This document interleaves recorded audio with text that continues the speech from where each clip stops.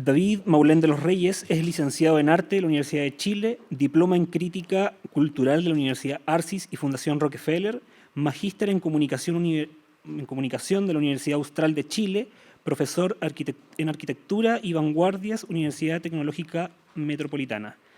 Desde 1999 es investigador de las interfaces entre cultura, ciencia y tecnología, al interior de los procesos de cambios sociales, especialmente en Chile y Latinoamérica.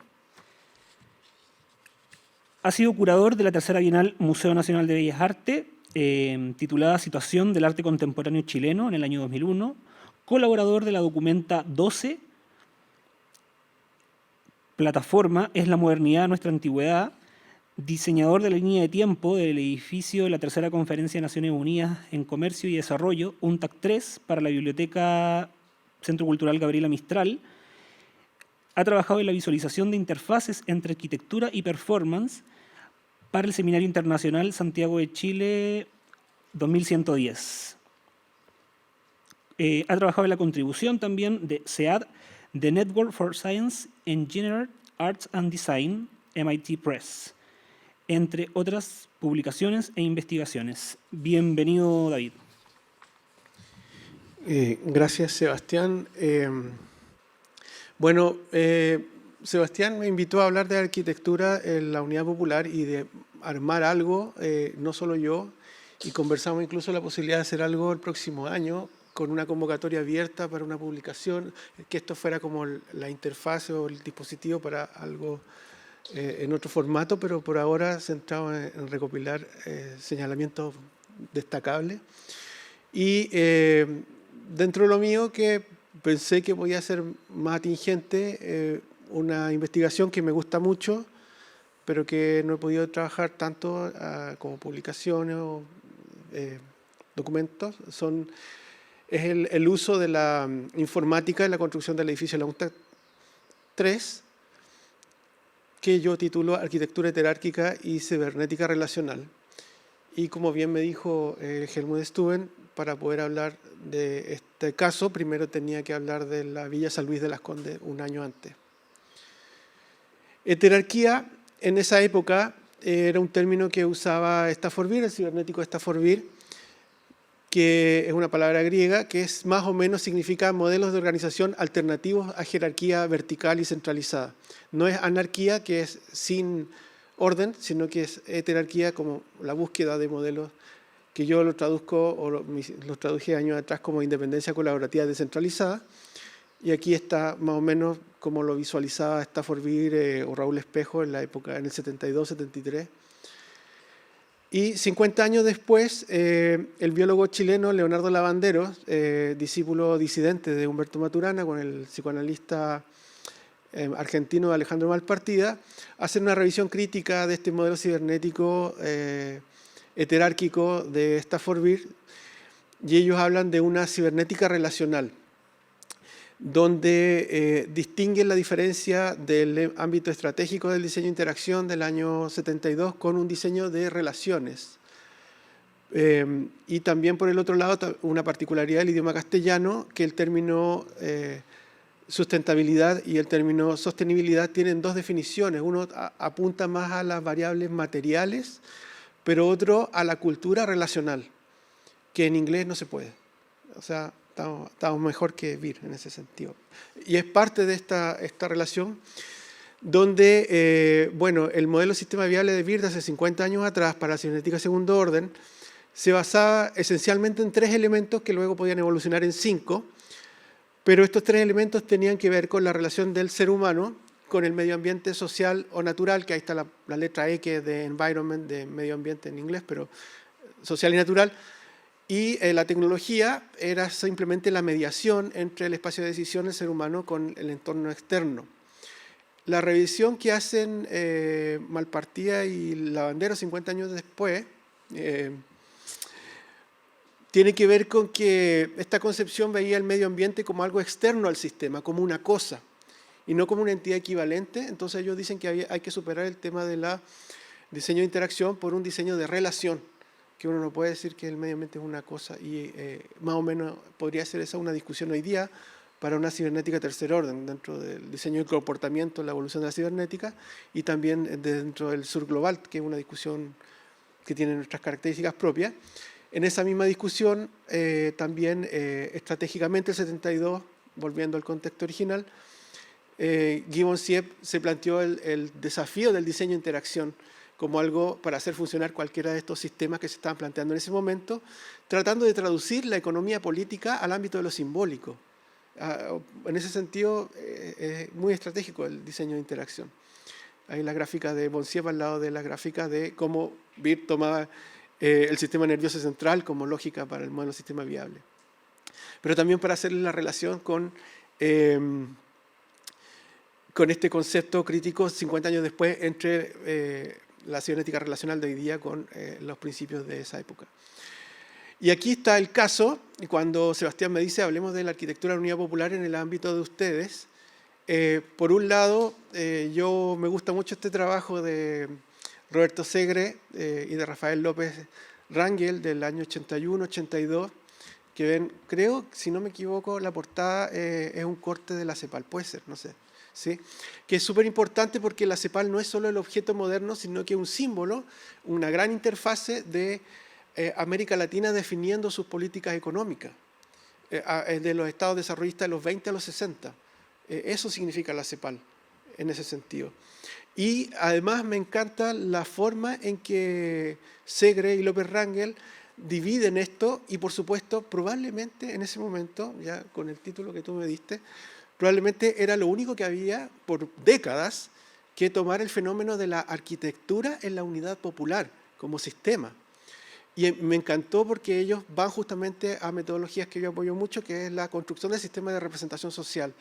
Cuando hablan de la forma de construir en la unidad popular, hablan, claro, de la representación del poder popular. Entonces el edificio de la UNTAD no es una cosa, a la vez como la CEPAL, también la UNTAD, que está ahí también en el libro, no está en la portada, pero está en el libro, es un símbolo ya no solamente de esta dinámica de autodeterminación económica de los desarrollismos latinoamericanos, sino que cruzado con las posibilidades de desarrollismo del sur global, del tercer mundo, y los modelos de trabajo que responderían a esto.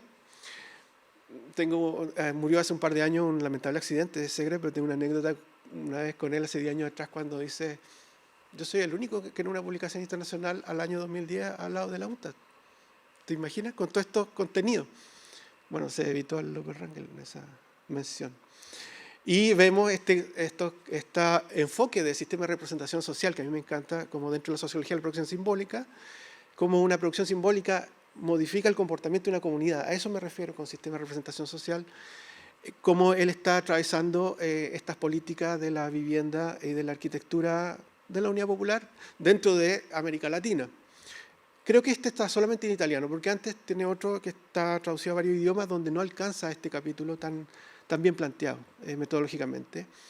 Ahí está la estadística de construcción entre el gobierno de Frei, el gobierno de Allende, todo eso. Y es la publicación, así está muy bien hecha. Entonces, como les decía, esta presentación se enfoca en el uso de la informática, pero también atendiendo a estas observaciones de la cibernética relacional, que hay una diferencia fundamental en general entre usar la tecnología y generar la tecnología. Pero además de eso, las maneras de usar la tecnología también son técnicas. Entonces, estos modelos heterárquicos requieren esta diferencia entre sustentabilidad y sostenibilidad para ser eficientes. No basta con la plata para comprar los equipos. ¿Qué es lo que había acá?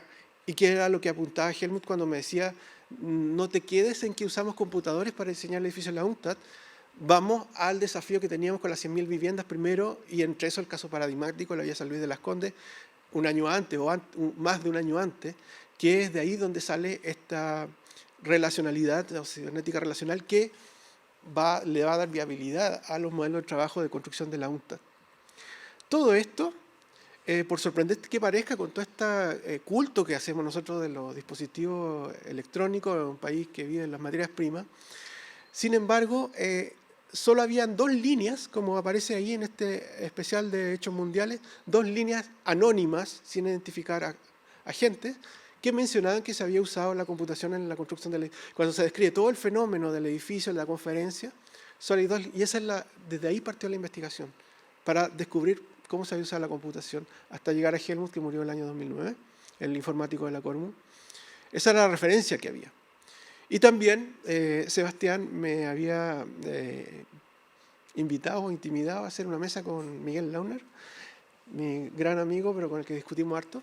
Entonces yo al principio le he dicho que no, porque peleábamos mucho. Entonces, pero ahora que conversé con él para esta mesa, me dijo, mira, me encanta, porque no es la nostalgia fetichista por la que es muy fácil caer. Me dijo, si van a hacer una mesa sobre, o un área sobre arquitectura y la unidad popular, habla de los efectos de la eliminación de la regulación urbana. Porque lo que se pudo hacer en la unidad popular no nació en el 71, por lo menos tiene raíces a los años 20, una estructuración muy lógica, por etapas, fascinante, que muere el 75 con el modelo económico y ya el remate del 79 y el 80. Entonces aquí está justamente las dos caras entre los personeros del gobierno del 79 diciendo que el que tenga plata haga lo que quiera y nosotros no nos vamos a meter, y podemos ver 50 años después qué pasó, y la resistencia del grupo de la generación de Miguel la Chapira diciendo lo que iba a pasar, que eran los únicos, como bien dice Talesnik, casi un gesto heroico, señalando lo que iba a pasar con esto que estaban haciendo, de deshacer 50 años de cohesión coherente en nuestro territorio en relación al espacio. También yo le conversaba a Sebastián en relación a esta mesa que el vínculo de Allende con la arquitectura no nace tampoco el 71 y también así como la Unidad Popular, se podría decir, tiene raíces con el gobierno del Frente Popular a finales de los 30, la Corfo de Aguirre Cerda y la Corfo de Allende son como el padre y el hijo. Y dentro de eso, el vínculo de la arquitectura de Allende, muy particular, cuando él es ministro de Salud de Aguirre Cerda, él convoca a 3 estudiantes dirigentes disidentes, incluso echados de la Chile de los 30, Parragués, Guevara y Jorge Bruno González, en distintas generaciones, a crear una gran exposición de vivienda social desde la perspectiva científica en la Alameda, frente a la Moneda, integrando todas estas ideas. Y ese es el vínculo que hace Allende como ministro de Salud, donde se vincula el movimiento moderno con esta voluntad ya desde esa época, del 39. Bueno, ahí está Guevara más mayor en la época de la ampliación del Pudahuel para la UNTAD. Y también un gran amigo de Allende, así como Guevara, Kulczewski, fundador del Partido Socialista, que era su colega de gabinete, digamos, con Aquiles Centilli, todo el proyecto de vivienda colectiva en el norte de Chile, que fue interrumpido por el Congreso porque le pagaba mucho a los trabajadores de la construcción y gastaba mucho en materiales, y lo enjuiciaron en el Congreso por hacer eso, mientras en Argentina, Congreso Internacional, lo celebraban por la calidad, con una tipología que ya un poco había empezado Parragués un par de años antes. Entonces también para ver, y amigo de toda la vida, Kulczewski con Allende. También de esa misma época podemos ver el programa arquitectónico de la vanguardia, no como cosa, sino que como proceso, en el edificio de Defensa de la Raza de la época de Aguirre Cerda, o específicamente el de Guevara, con la UNTAD, que en el fondo es cohesión y difusión de la cultura popular en toda la complejidad que eso significaba. Y volvemos al 71, en la revista de la Cámara Chilena de la Construcción, donde aparece la segunda referencia al tema de esta presentación, donde en un poquito más largo, sí, anónimo, pero un poquito más largo que en la revista anterior que les mostré, se habla justamente del uso del sistema CPM en la construcción de la UNTAD. Y esas son las únicas bibliografías que teníamos sobre el uso de la computación en la construcción de la UNTAD, frente a que la UNTAD hay miles y miles de publicaciones que hablan de lo que fue la UNTAD, desde la parte tecnológica hasta etcétera. Entonces, ¿qué significa el CPM? El método de la ruta crítica.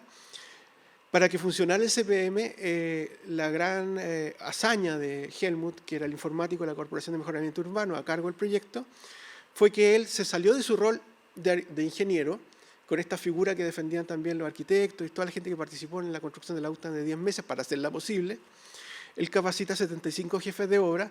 En la misma gente que está trabajando la obra ingresa la información para el cálculo de la ruta crítica, que la procesan con un computador una vez a la semana y así van calculando, y fue una herramienta estratégica para lograr el proyecto en 10 meses, donde incide qué cosa, no solo el computador, como bien decía Lavandero o Helmut, sino que esta sostenibilidad y sustentabilidad, que va más allá de la materialidad, sino que de los modelos. Ya existía una cultura que hizo posible eso. Y debemos también a la revista de la Cámara Chilena de Construcción la referencia de que esa cultura, antes de que Helmut le enseñara a la gente de la UNCTAD, la gente que hizo, sobre todo el edificio Placa, tenían dos hitos muy importantes. La Torre 12 de San Borja y el edificio del Ministerio del Trabajo, que lo habían terminado en tiempo muy rápido, usando una cosa que se llamaba el comité de obra y el comité de empresa, que eran modelos heterárquicos donde cada participante del proyecto participaba en las decisiones de organización de la construcción. Y, por ejemplo, en San Borja, a propósito de la investigación de Francisco, terminó mucho más rápido que los otros edificios. Entonces, con ese antecedente, que hoy día uno lo plantea, que se armaban asambleas de trabajadores y de los ejecutivos para discutir cada detalle, y pero eso no se puede, es más lento, al revés, era más rápido. La Torre 12 de San Borja, como el edificio del Ministerio del Trabajo, que tenía otro nombre en ese tiempo, y era el antecedente para asignarse eso. Y ahí está la distinción que hacía la bandera entre sustentabilidad y sostenibilidad, que no era solo el dispositivo tecnológico, sino que ya existía esa cultura organizacional heterárquica, que luego cuando Helmut trae el dispositivo digital, es posible darle viabilidad en ese sentido. Y el único alcance que había a ese antecedente anterior en esta revista también. Y en paralelo, lo que decía Helmut, para hablarte de la UNCTAD, te tengo que hablar de la remodelación de San Luis de las Condes. Dentro de todo, él me decía, claro, el primer año, Allende dice, vamos a hacer 100.000 viviendas. Y dice, yo solo no lo puedo, y usa este modelo del CPM, con el único computador que había ahí para calcular las 100.000 viviendas con 5 tipologías en el país, que es lo que reseña Segre. Usa este modelo que venía de la Guerra Fría en Estados Unidos, porque se creó para los misiles Polaris, en los posibles misiles rusos que se iban a poner en Cuba, para calcular las 100.000 actividades de diseñar un Polaris. En el año 58 en Estados Unidos se creó el método de la ruta crítica. Y después para el Apolo 11 se usó también para calcular el diseño de los cohetes. Pero acá la Cámara Chilena de Construcción, Helmut estuvo como capacitándose ahí, lo adaptan para calcular las 100.000 viviendas del primer año de la Unidad Popular, entre esos casos emblemáticos San Luis de las Condes. Y después ya no es solo el ingeniero, sino que está esta heterarquía en el caso del edificio UNCTAD 3. Ahí está la diferencia entre el ARPANET, que es para uso militar, con este uso civil de la vivienda. Y estas diferencias que, le insisto, entre usar la tecnología y producirla, pero que además los modos de trabajo de producirla también son técnicas. Ahí está el antecedente de dónde salió el programa Polaris y se transforma acá para el tema de la vivienda. Y cómo esto viene ya desde la posguerra, cómo se discute por generaciones esta ciudad diseñada como organismo vivo durante meses, para los próximos 30 años, diseñar la ciudad de manera heterárquica contra otro tipo de modelos. Ya hay estas experiencias de diseño heterárquico también que vienen de los años 50 con los trabajadores en Lota para el diseño de interacción, y estos modelos ya consolidados institucionalmente de heterarquía a principios de los 70, que son los que se logran en la conferencia. Ahí está Helmut en San Luis, antes, y también las búsquedas de modelos cibernéticos que no fueran solamente Estados Unidos, en Chile, para llegar, este es un diagrama crítico contemporáneo del CyberSyn, así son los diagramas críticos más o menos, un poco más complicado, pero este está hecho a mano. Incluso en la Universidad Técnica del Estado también hubo experiencia por este lado con la cibernética, a propósito de la experiencia acá. Para llegar a esto, bueno, ahí está el edificio del trabajo, la Torre 12 San Borja, y el mismo Helmut, con estos objetivos, cuando se ha exiliado, termina diseñando computadores en Dinamarca, tratando, entre comillas, hacerle la competencia a Estados Unidos para otros mercados, o también como un profesor de la Universidad Técnica de Michelow trataba de que los niños aprendieran a programar en los colegios.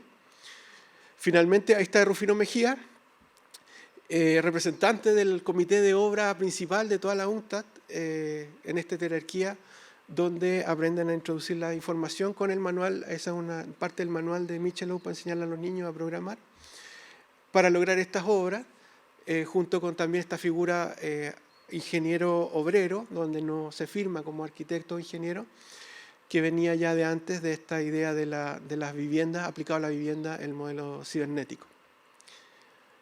Y lo dejo hasta aquí para que sigamos.